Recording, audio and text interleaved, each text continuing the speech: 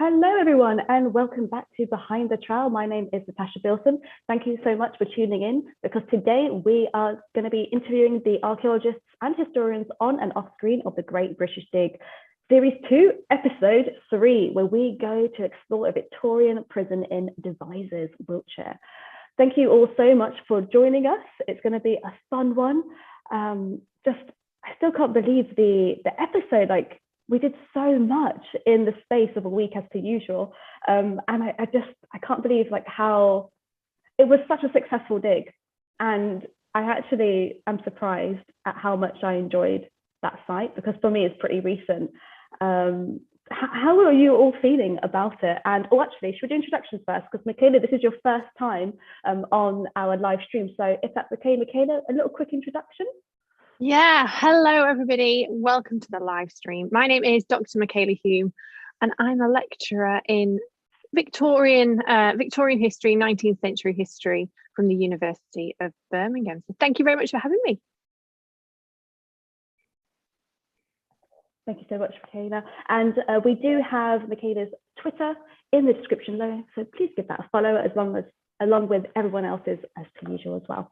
And actually, let's do a quick introduction to everyone, just in case this is your first time watching the live stream. Marcus. Hello, Marcus. I work on the show doing the digital reconstructions and various other digital tasks that are presented to me by the team. So you will have seen some of my work on the recent show and on previous shows. Brilliant. Chris? Hi, everyone. My name is Chris. I am one of the directors of Solstice Heritage, and we do a lot of the behind the scenes archaeology. We also do a lot of the research work in terms of finding the sites that presented on the show, and also then we do all of the post excavation work, all of the work that takes place after the show that you see, after the excavation that you see, to write up all of the archaeological finds. Brilliant. Hannah? Hello, I'm Hannah Russ. I present the finds on screen during the Great British Dig, or some of the finds, and we're also involved in looking at all the finds afterwards and reporting that back to Chris and his team at Solstice Heritage, and I work at archaeology.biz. Brilliant. And last but not least, Chloe. Hello, I'm Chloe Duckworth. I am one of the presenters on the show and also a lecturer in archaeology at Newcastle University. Brilliant. Thank you all so much for tuning in. Don't forget, this is a live Q&A. So if you have any questions for us, please head over to YouTube and go into that YouTube live chat box, and you can put your questions in there. And hopefully we'll try and answer all of them. If you're on Instagram, so head over to YouTube, Twitter as well, please, and Facebook. So all the platforms, if you can, that'd be amazing. Okay, so where to start? I feel like we should maybe cover why we chose this particular site, because it is quite an unusual setting. Again, it's Victorian prison. This is quite a dark, grim history. And to see that on an archaeology TV show, I think it's, for me personally, I think it's actually really eye-opening. And we do have another episode in the near future, which looks at something that is basically like a prison as well, but it's not technically. So for me personally, it's definitely a venture, and I don't want to give too much away, so I can't say what it is, but it's in I think it's towards, next month maybe. So keep your eyes peeled. So Chris, as Solstice Heritage, what was your reasons for choosing the site in Devizes? So our brief really is, the show's called The Great British Dig. So we try and get sites across the length and breadth of Britain. And as people see this season, hopefully that'll become clear that we've tried to get everywhere as much as possible, get all over the place and cover the length and breadth of the country. Certainly, we totted up all of our mileage at the end of this season and worked out that we could have driven to Baghdad in the same number of miles. So we certainly got about all over the country. So in part, it's about trying to represent the archaeology of Britain as widely as we can. As well as that, we thought this site was just a really cool site and really interesting for a few reasons. Firstly, there's nothing at all to see of the actual built structure of the prison now above the ground, and yet it is actually reflected in the pattern of the street. There, people will have seen the and it was mentioned a few times, the round tower being within the roundabout, and actually in one of the graphics you could see that the round prison around the round tower also reflected the round street that was then built. So what we were really quite keen to sort of to look at that as well, and show that actually we all live in a landscape that people have lived in for a long time, and a lot of the streets that we live in and the houses that we live in, the alignments and the patterns of settlement, there are reasons for that going into the past. So it was a lovely site to reflect that as well, and it was a good one for TV as well, because we expected to find quite a lot of chunky bits of archaeology, and we did do that, but also it's something a bit different and alien perhaps to a lot of people as well. It definitely is. I think it was an eye-opener for everyone, and I hope they enjoyed the episode, because a lot was covered in such a short amount of time. I think, 47 minutes. I don't know how, I mean, again, hands down to Solstice Heritage, who look at the actual voiceover script that Hugh says on what you hear. So all that script is looked at Solstice Heritage. Of course, Archaeology Biz will contribute it to as well from the finds aspect. So just having all of that understanding whilst you're watching the episode will help you hone in on why the show is presented in such a way. I mean, it's down to editing, but if you only got 47 minutes, we can't cover everything. So I've noticed a couple of questions come up in the YouTube live chat. Hello, Nigel. Thank you for your questions, first of all. These are great. Okay, and I'm actually happy that you've asked these questions. Okay, so from Nigel, hi team, this episode worried me. There seemed to be too much assertion when objects were identified without the evidence to back it up. The frosted glass could have had multiple of uses, but no, it was attributed to the governor's accommodation. I assume you were unable to access the original architect's plans, as you didn't mention them. So the level of guesswork as to what you were finding in the keyhole trenches was quite high. So that's quite a big, chunk there. So in terms of what Nigel has said, maybe Chris first, we can take a little jab at that, and then Hannah as well if possible. Yeah. So I suppose just an overall point is I suppose that we're doing a full week's worth of archaeological work with a team of archaeologists, and we're really lucky in that we've also got on hand, on site, which doesn't happen normally, specialists such as Hannah, Marcus, Michaela, to help us sort of put context around the finds there and then, right, almost live, if you like. So we're doing a lot of work, but we're also getting a lot of context around the things that we're finding straight away. And actually, only, as you've said, Tash, already, only a small portion of that work actually works its way into 47 minutes of TV. So there's a lot that, unfortunately, in one sense, people don't see. So there is quite often a lot of the stuff that comes through as interpretations on the program, is ultimately backed up by stuff that, unfortunately, we can't present all of our reasoning behind what comes through in the story. Mm-hmm. If you so I can add to that a little bit, and just looking at the beginning of the question. So the example of the glass, it was actually something that we filmed a huge amount on while we were on site. And the interpretation that came across in the show was something that we all fed into and discussed before we presented it. One of the things that contributed to us attributing it to the governor's accommodation is the context in which it was found. So that was in that main trench in the roundabout, where it's understood that the governor's accommodation was.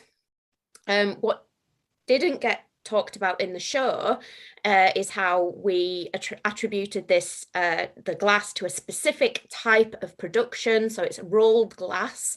You could feel on one side where the rollers had been across there, and then the other side had been pressed to make this kind of grooved privacy glass. It was quite thick, it was quite bubbly. It dated to kind of the mid 19th century or later, this production technique, which actually is a little bit later than the original building of the prison itself. But Michaela found in the documentary records. Well, do you want to say, Michaela, what you found? Yeah, so it's probably worth bearing in mind that I am there throughout the whole week. So these finds are coming to me. So while they're coming to me, I'm literally doing research on the ground to try and make sense of some of these items. Some stuff I can do, some things they'll bring me and I'll be like, I can't find anything that you know, that will try. And that's when sort of we have to use the experts, which are you archaeologists that dig things up for a living, which unearth these objects that, even though I've read about them, are completely new. And it's great for me to actually like touch things. You know, I'm just used to reading about it, but you guys like dig it up off the floor. So the finds come to Hannah, and then I'll bob over, and then we'll sort of feed off each other. So I found an article, a newspaper article, saying about how the prisoners had smashed the windows of the governor's house. So that meant a few things to us. That meant, one, they must have been in close enough proximity to be able to get to the windows to smash them. So we can then sort of work it out by where the governor's house is situated, by where the yards are, where the men are, where the men are. That's how we kind of figure it out. We also know, because I'm, again, doing on-site research, that sort of high up people within the sort of the prison sector are coming and having dinner in the governor's house. So we're getting snippets of information through as they're coming to me. I'm trying to put context to it. I'm trying to place these items within the prison at this time. So it really is a joint effort between all of us. And I don't think any of us really could do it without the other. It kind of like, it's like a jigsaw. It just all works really well. And I think just sometimes in the show, it just doesn't always capture every step of that journey that we go on, but it generally does capture that, you know, the last bit of, yes, okay, we've talked about this for, you know, 2 days and this is what we believe. I think as well, it's important to sort of say that, you know, I mean, all of this stuff is going to be reported by Solstice Heritage. All of these details are going to be out there. But this is a collaboration between people who are professionals in two very different fields, one in research and archaeology, and the other in making TV that tells a story. And the story is really important because it's really about the local residents and about that community. And so we need to make sure that there's room for that story to be told. And, you know, they're the experts. When they make that edit, they're editing us because they want to communicate with the vast majority of people who know very little about archaeology.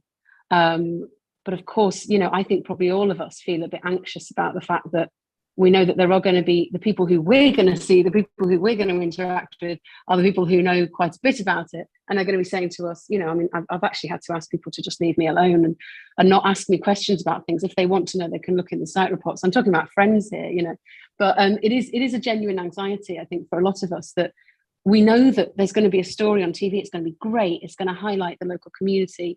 It's not going to give you every detail on the finds and on how we get to those interpretations. And I recognise that must be frustrating because we're saying take it on faith. But happily, once the reports are out, you don't have to take it on faith anymore. I think you forget, actually, it's like a full week, isn't it, really? What is it, six days? I think I do. And yet we squash that into 46 minutes. So yeah, unfortunately, not everything makes the cut, does it? Which is unfortunate. But yeah, I think we're all pretty happy with where the glass came from in the end.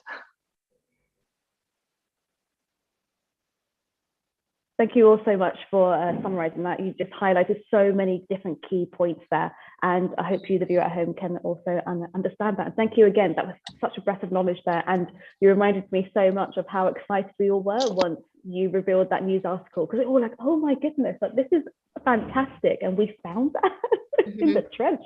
All the things that were coming out of that trench after 2 bucketfuls, like unbelievable. What was coming out. We did not expect something like that to come out so soon. It was really, all of us were just so surprised, and being like in the center, everyone's walking past the roundabout, all the local residents are like, what's going on? So unfortunately you don't really see that in the episode, but the whole community was literally the roundabout. You're driving past it every day, you're walking past it, so it was really central, and it was so nice for the local residents to come in and literally pop their head over through the fence whilst we were there and ask us questions. Actually, no, Marcus, let's ask you something. It's been a bit quiet there. So once again, I'd have to say that after watching this episode, they explained what you were doing to an extent. Like, I think it was very well done there. So you didn't just randomly make this amazing VR. They kind of explained what was going on. So just out of curiosity, like the process of creating that, and why did you choose to do VR? Because it's the first time you've ever done that for the Great British Dig. Yeah, well, I sort of promised one of the producers that I would do something different for one of the episodes. And I was going to do it at Stretton, but it didn't really work out because the roundhouses weren't found in the back gardens. They were found away. And by the time you discovered that, there wasn't like a whole settlement that we had. So I chose Devizes because we could pick a point in the landscape that had 360-degree views. So because you're within the prison, we could actually view all the way around. Whereas, you know, if you've got a house and you're just in front of the house, you're really only going to look at the front of the house. So it was based on, so that point on the roundabout is exactly where I basically went out on the first day and found where my point would be, and then worked from there to create the VR from that particular perspective. So it's really the 360-degree thing that I thought would work really well in that situation, so that you could basically look all the way around. Of course, it works not on site. So Hugh was actually at the point, but obviously in the tent, it still works, but you're not sort of like, you can't compare the landscape today with the reconstruction. So that's why it was chosen for that particular episode and that particular point. And just, you know, when I was in Dig HQ, I was stationed, so I was here and Marcus's table was sort of there, and I spent the whole time just watching, like, local person after local person going past and putting this thing on and going, oh, and it was really cool. Yeah. Yeah, they were just all just, I mean, we get to see a glimpse of their reactions in the show, but what you didn't see is there were so many people that came to see us. That was, I think, one of the busiest dig tents for the day where we were showing everything. I mean, generally there's some sites, I can't remember which one, I think it's in Liverpool, West Derby. Derby. That one was constantly as well, but that was Hannah who had to deal with that, because that was Hannah, non-stop having to explain things, but that was okay. It was a learning curve. It was Don't put yourself in the park. But I mean, again, that's literally on the main road. So when you see a big white marquee appear out of nowhere, you're like, what's going on here? Let's have a look. And they're like, oh, archaeologists, I found this in my garden. And then all of a sudden we're just like spot dating. Wherever you walk, they know who you are. So they just start stopping you. I've got this, what is this? And then it's just an amazing experience. It definitely puts the love back into archaeology sometimes, because as a commercial archaeologist, there are times where you're like, no, this is raining and I'm still here and I'm just wet, but I've got this to dig and I've got half a day left. And you're just like, oh. But when you do community digs, completely different vibe. Actually, Michaela, we've already touched upon this about researching a prison, but how does that actually work in your area of expertise? Because you're 19th, 20th century. So how were you able to hone in all your skills as a historian and a genealogist for the show and in general as well? Yeah, so this show works quite well because, like, I suppose you guys, this is quite different, isn't it? Doing something rather modern, I suppose. Where this is where I spend most of my life, and it's an amazing period because the Victorians love a record. They love a record. There is a record about everything and anything. And my job, I suppose, over the years, I've been a genealogist for 20 years. I know you lot are all thinking she doesn't look old enough, but I am. I've been doing this for 20 years this year. So you get to know your records, you get to know your way around a record office, you get to know what's online and what's not online. So more than anything, it's being a good researcher. And I started doing genealogy, just doing my family tree before I went to university. And I was a mature student, so I was like mid-20s when I decided to go to university. You know, I didn't have a clue what I wanted to do at 18. I just like buying clothes, so I'd probably be a fashion buyer or something. But it was actually researching my family tree that got me into history. And you just get used to, when you're a genealogist, working with records, working with census records, birth, death, maps. You know, you are reliant on these records to go back in time. So you can apply that quite nicely in this context, in this, you know, working in the field. So that worked quite well. So as I say, you guys can bring me stuff, and if I don't know it, you know, my knowledge as a 19th century historian, then I hopefully have the skills to be able to find and put some context to the finds within the prison, which is hopefully what we did. I mean, Hannah will tell you, we went and found where the toothbrush had come from. We found some stories that didn't make it, you know, those really interesting stories about a wealthy girl who had committed a crime and didn't want to eat prison food, so the local restaurant in the village was sending food in for her. You know, so we found like stories that just didn't make it. And this is all as the dig's going on and tying in, you know, what can this be? We know this isn't prisoners, so we know it's too expensive to be for the prisoners. So, you know, and then I'm on the census records trying to find who lived in the house, and are there any girls in the house? Would they have had access to a brush? And so this is all going on during the week to try and piece together who own these items. And I'm just trying to remember, if I remember correctly, wasn't there one section that had the women? There was one ward, right? Was it Chloe? Was it your trench? I can't remember whose trench. Yeah, it was in Chloe. I'm sure it was your trench. It was in the ladies' back garden, and I can't remember. And there was stuff coming out of it, and it was like really clear that, you know, I think it was there was some.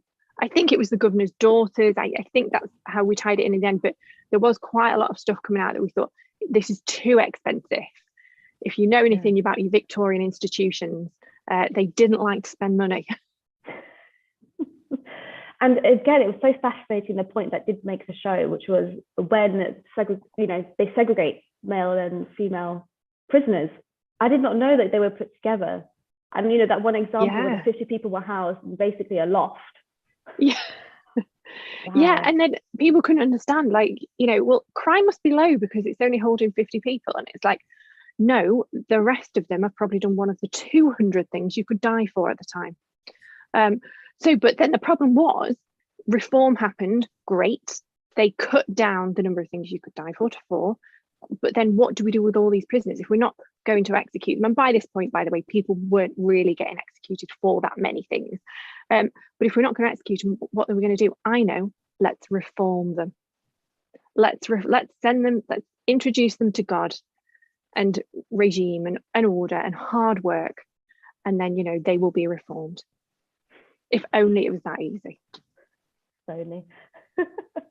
I was going to head back to the YouTube chat to have a look at some questions. Remember, this is live Q&A. We are hitting the half-an-hour mark. So if you have any questions, please put them in the chat box now. Okay. We have a question from Phil. Thank you, Phil, for your question. First of all, I think this is a compliment, so I'm going to smile as I read it. Hi, another interesting program. Thanks. I'm getting bored with the much emphasis on bling in archaeology recently. So I think that's a compliment. We don't really have bling, do we? No. So thank you. I mean, to some people. Yeah. Hannah. Yeah. There's one episode, there's definitely one episode where you've got the bling. I mean, metaphorically speaking, but for Hannah, who Twitter handle is Dr. Fishbones. There's a bit of bling for Hannah in one episode. We've got to wait for we have to wait for that one. Can I just chip in as well, by the way, guys? I have bought a metal detector because of you lot, right? I had no interest in digging before this show. 3 o'clock in the morning, I couldn't sleep. Yeah, I know, Chris. 24 hours later, a metal detector arrived and my bank balance has seriously taken a knock. And I blame every single one of you, apart from you, Marcus. Every single one of you for this. But Marcus can make you a 3D model of anything you find. Yeah, and then I'll be very brief. I went and tried it, got all this what I thought was treasure, put it on these, like, Hannah's laughing because I sent her a message saying, how do I clean this? And she went, well, turns out apparently I should have left it in the hedge. But to me, it felt like treasure. So I've got a lot to learn. I'm still learning off you guys, but I just want you all to know that I blame you that I'm now the proud owner of a metal detector. That is all. Just please metal detect responsibly. And if you find anything that might be an archaeological feature, I know. Don't do anything. You do know. I know. Okay. Thank you, Phil. Phil clarified it as a compliment, so thanks, Phil. I knew it was, just making sure, you know. Right, okay. Question. Sorry, Phil. Your question. Okay. One of the residents, John, yes, this is John, brought a couple of plate negatives to the tent found somewhere on the site by a neighbour. That may have been an interesting place for a trench. Are you committed to a plan in advance that prevents any ad hoc diversions? Chris.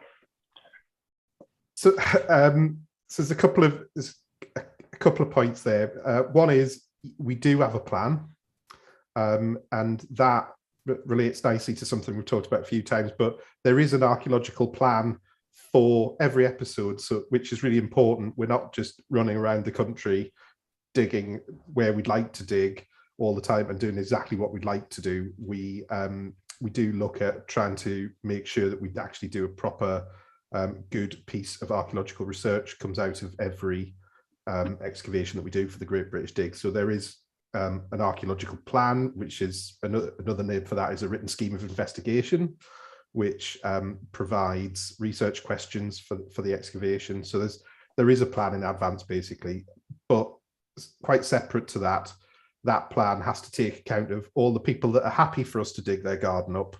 And amazingly, some people don't want us to dig their garden up, which I find incredible, but there you go.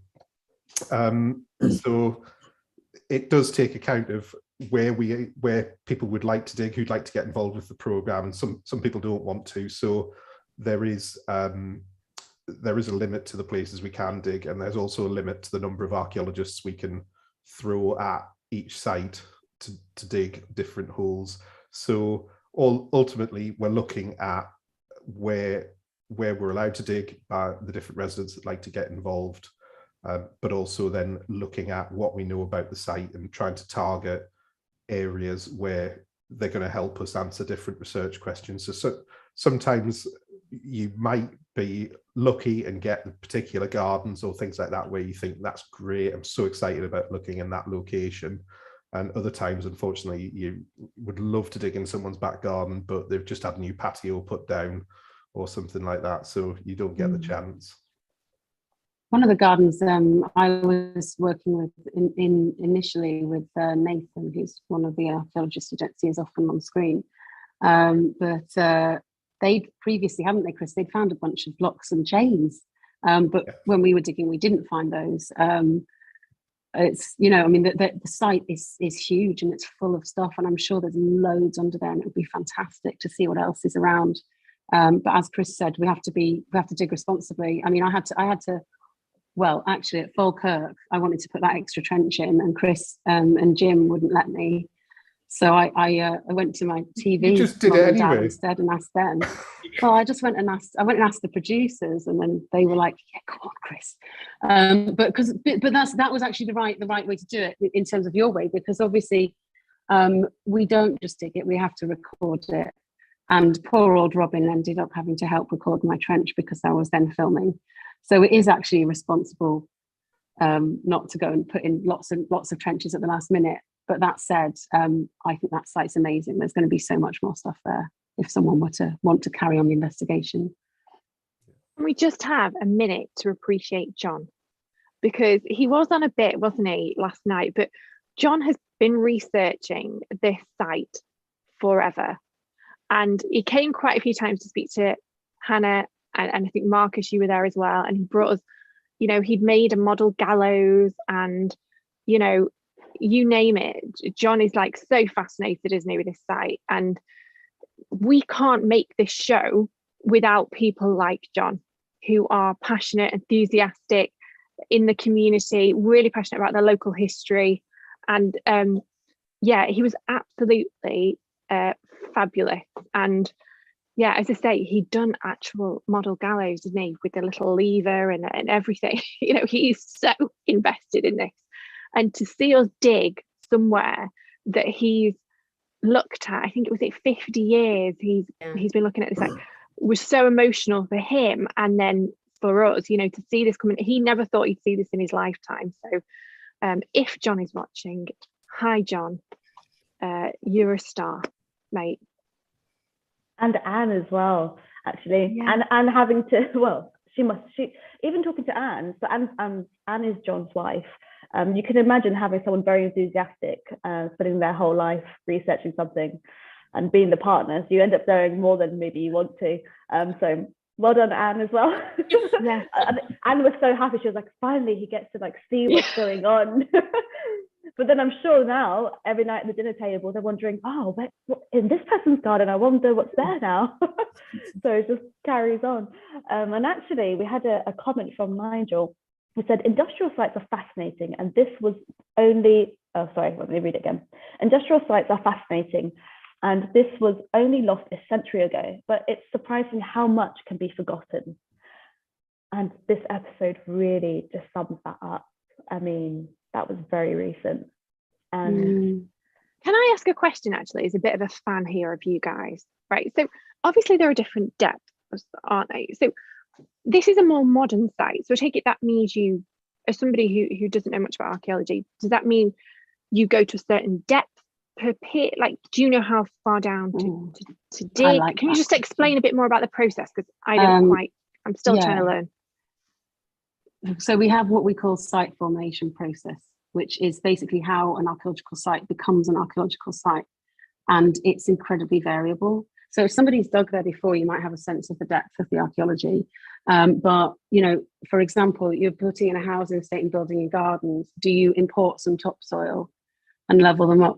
Do you, you know, if your site is, if you're having to demolish something in order to build on top of it, how much are you taking away? How low are you going into the basement area or whatever's going to be left? You know, it's so variable. Other sites, older sites, you know, you can have erosion, you can have sites eroding away, but you can also have erosion causing sites to be covered by new deposits, or, you know, just the processes that take place in soil with the decay of natural organisms, and, you know, that also builds it up. It's vastly complex and varied, but essentially the answer is, that's why the answer is to dig, really. And, you know, we can use things like geophysics techniques to look at what's beneath the soil, but with most of them as well, we have to have a bit of an idea about the depth as well to know which ones are going to work and what they're going to show us. So it's a good question, but it's a massive one. Do you just stop then, Chloe? So when you start pulling stuff out and you think, okay, that's 19th century, is that when you kind of then would obviously we're thinking on 19th, is that when you stop, or does your curiosity go, let's go a bit further and see, you know? Well, it very much depends on what we're finding. So if we're seeing a clear change and we've got a change in the soil and we say, oh, this is a new context, what we call a context, a new layer. If that layer is really solid 19th century and it doesn't have more recent stuff in it, then we're probably looking at trying to interpret that. Is this a deposit? Is this to do with the destruction layer? So we keep going. I mean, in this case, we literally hit concrete floors. And had a very visceral sense of what it meant to be in that prison. I found that quite moving, actually, that just feeling how solid and impenetrable this stuff was, and they just left it there when they built the garden because that was not worth taking out. So yeah, it really depends on the strategy, and Chris and Jim and everyone at Solstice, they're setting up that strategy in advance. So they're saying, well, this is what we know, these are our unknowns, and this is our strategy, but that strategy might change as you go forward. It's also a little bit about it's informed a lot by our research questions at the outset. Right. It's so, for example, Tash and particularly, and I do a lot of work on commercial archaeological sites where maybe someone's building houses or whatever, and that archaeology will be lost completely. So in those instances, we'll peel the whole onion. We'll take everything away, all the way back. We might take away the Victorian stuff and the Georgian stuff, and then the medieval stuff, and we'll keep going and keep going and keep going until there's no archaeology left there at all, where we'll get to a point where people were just not around, so there's no more stuff. But in this instance, our research questions were all about the prison. So if there had been more recent stuff there, we would have looked at that and we would record it, and we would then, archaeology is managed destruction, so we would have recorded that material and we'd have taken it away in our search for the prison. But in this instance, actually, the prison was removed, and those houses that all the lovely community who welcomed us were living in, they were built more or less not all that long after. So we were able to really take away the stuff of their gardens, and the prison was literally under there. So we didn't have to peel the layers of the onion all that far in order to kind of get down to the prison material. But like Chloe says as well, it was so flipping solid that when they built those houses, apart from being unfortunately having to sink kind of water pipes and drainage pipes into some of the concrete, they'd obviously thought better of trying to remove the whole lot. It was rock solid. And also, like, in a nutshell, some people assume that, oh, the deeper you dig down, the further back in history you go. That's not the case at all. You could literally be 15 centimeters in some cases, and you've hit an Iron Age settlement, right? Or Iron Age deposits. Or on the flip side, you go 50 centimeters down, and there's up there, you've got to keep digging down, I don't know, 2 meters or something, 3, 4, 5. In London, up 12 meters worth, of archaeology, different archaeological deposits. So it depends on the surface level of the people that were there before and how much it's been built up over time since. So like when you're in more agricultural landscapes, they generally have not been touched, at least since the medieval times. Normally they haven't been touched. You see it on the OS maps. So we're always thinking, okay, there might be some like plow marks that might destroy, or some more recent farming, but otherwise, if there was a settlement here, we're going to get it, right? There's no buildings. But if you're like on an urban site, which is what I specialize in, like in London, you're going to be getting concrete chopping up, going through, destroying a lot of things from like the 60s and all the way back. So it just depends where you are. You don't really know how deep it is before you hit archaeology, and that's where the geological records come in for people who do boreholes, from the digging houses and things like that. And obviously when we do test pits, which is what the show is, by the way, if anyone, those 1 by 1, so that we call them test pits, where we want to look at what's going on, in this case in people's back gardens. So yeah, let me quickly just check the chat. We have, what time is it now? We've hit the 45-minute mark, so we'll start wrapping up. Oh, Nigel, a Roman site in a field of maybe 20-30 centimeters deep, yep, and in the city 3 meters down. The longer the occupation, the deeper the stratigraphy. Exactly. I should have said that. But I love that. We did also have, that didn't make the show, I think there was a little scene with you, Tash, and one of the residents where you talked about some post-medieval pottery that had been found like quite high up, and obviously like disturbed and kind of brought up higher in the sequence than it might really should have been. But we also had medieval pottery from the site as well. So we had sort of late 14th, 15th, 16th, 17th. There was a really nice sequence of pottery from the excavations at Devizes.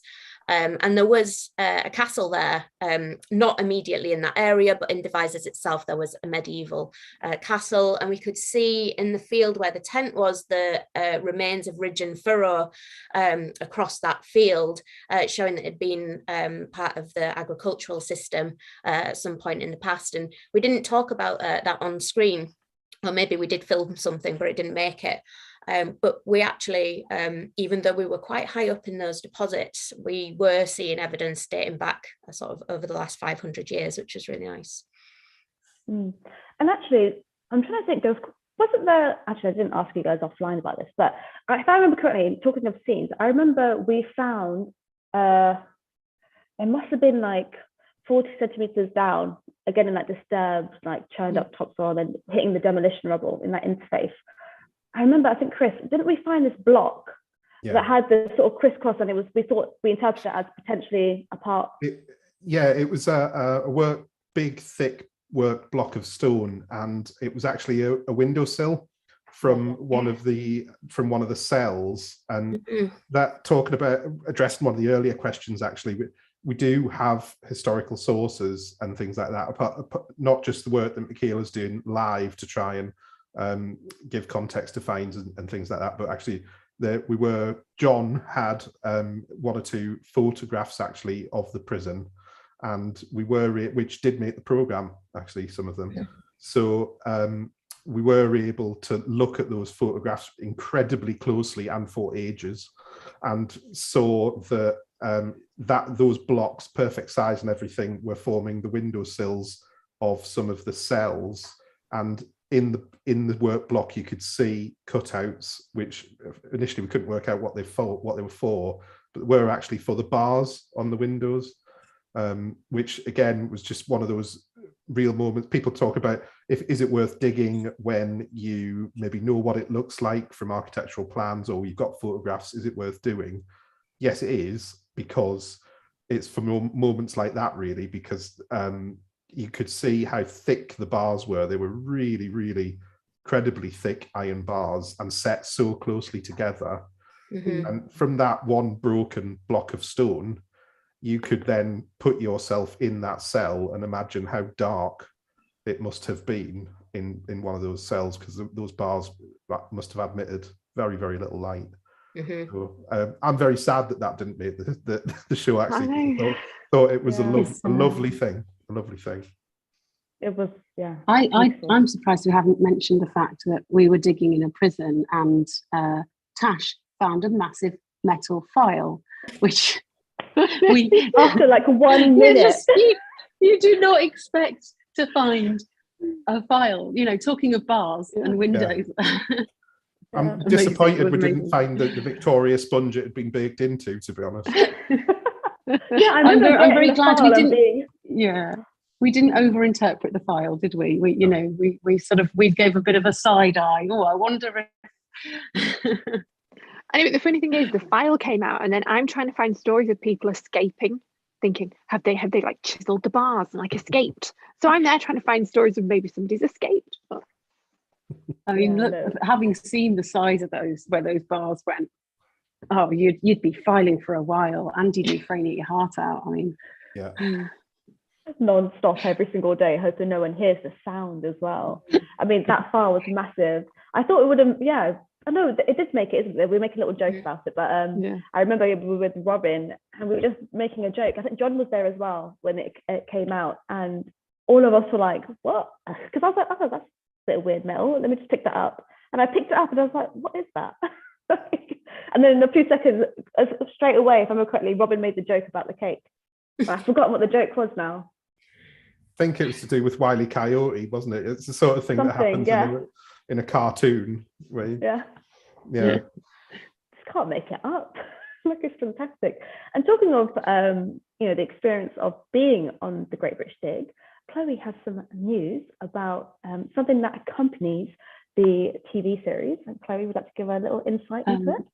Yeah, sure. So, actually, while we were filming, I was beavering away, writing up a little book which is coming out to accompany the series. So it's got the same name as the series. It's called The Great British Dig. There's a foreword in there by Hugh, but it's essentially, it has each of the digs from series 1 and 2 in it, and little details like Chris was just mentioning with that windowsill that don't always make it onto the onto camera and onto the final edit, because it is time limited. Lots of those are in the book, so the chapters are there, but they have extra stuff that you don't get to see on screen. And then along with that, interspersed with that, is a guide on how to put in a trench legally and safely in your own back garden if you want to do a little 1-by-1 test pit, how to understand what you're seeing, how to record it, and how to identify the things you find. So I'll be sending Michaela a copy with a little bookmark in the page about stratigraphy and site formation processes. Yeah, I mean, it's coming out just as the series ends on More4, so it's coming out in early March. Same name as the series, and yeah, I just want to let people know that it's there, really. Right at the end, so there's no spoilers for everyone, even though the trailers do give it away. We didn't want to people to know what was coming. And by the way, there's a lovely little joke here that I didn't see from Nigel, which put regarding the file. He's like, maybe the file was delivered in a Subway baguette. Now that would fit in a footlong. That definitely would fit in a footlong. That file was massive. That was the posh girl, wasn't it, with her food? That was going to her. There you go. Sorry, you didn't say posh. That was me. Sorry, the wealthy woman. The wealthy. Right, so we have gone over our 45-minute mark. Is there anything that anybody wanted to add before we wrap up today's live stream that we didn't touch upon? I just want to thank, I realise I'm talking quite a lot today, but it was a really exciting episode. I actually want to thank all the, I've noticed that often with the live stream, there are some people who come here every week and ask brilliant questions. And I just wanted to say hello to you all and thank you. And yeah. Sure, thank you so much for tuning in. And if you have any questions and you're watching this after the live stream, put them in the chat box and we can ask them next week, because we've got another 7 live streams. No pressure anywhere. It's gonna be like filming all over again, where we just see each other all the time. But yeah, oh, not you again. Yeah. Oh no, it's Thursday. But so fed up next of your week, face. Hannah, Marcus, Michaela, anything else that you'd like to add before we go? Can I just say thank you, because I probably won't be here now for a few weeks. Because yes, so without saying when I may appear, I don't appear on any really old ones, so that cancels me out for a while. So thank you very much for inviting me on. I've had a lovely time. Thank you. Thank you, Michaela. We missed you when you weren't in the Dig HQ tent with us. Thanks, mate. Yeah, it was an absolute pleasure to have you on. And just, yeah, if I remember correctly, didn't you bring handcuffs with you? Yeah, I know. Chris, look at your face. I brought my handcuffs and my police rattle. Yeah, you're right. Didn't make do you remember? Yeah. And me and Hugh were trying to do it and made like a really rubbish job of it. And it didn't make the cut. And I don't know why. Because, yeah, he handcuffed me, which I thought, will make the show, and clearly didn't. Late night version. Oh my goodness. Okay, well, on that note, Marcus, I didn't get to grill you on anything. Damn it. Okay, next No, you time I did. see you. Yeah, I mean, you did. It was awesome. Your VR. Out of curiosity, can people access any of your models? Can it go in Sketchfab? How does it work? Not at the moment, but if you were to have a Great British Dig website, then we could furnish the VR on there. So yeah, we need to sort that out, don't we, Chris? We do. The show came out, basically the show has come out a lot sooner than any of us had anticipated.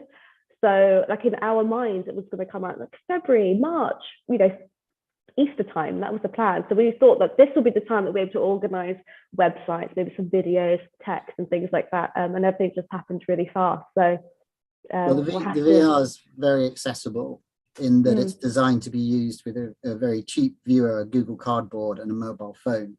So it's only a few pounds to actually do it if you have a smartphone and just log on to the website, and then you can actually interact with it that way. So it's not prohibitively expensive for everyone to do. So it's available on a small budget.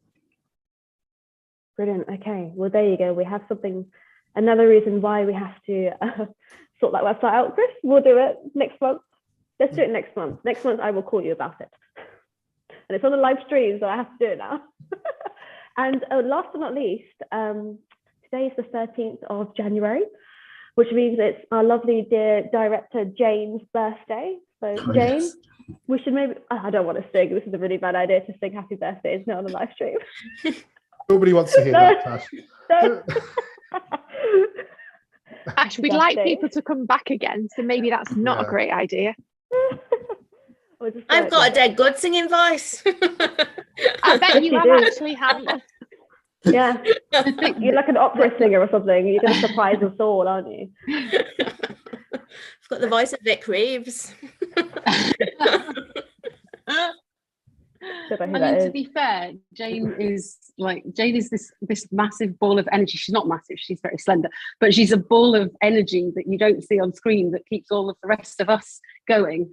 And she a lot of the way she does that is by singing quite a lot. So she probably doesn't need to hear us doing it. but happy, if you are watching, happy birthday, mate, from all of us. Happy birthday, Jane. Happy birthday. Happy birthday, Jane.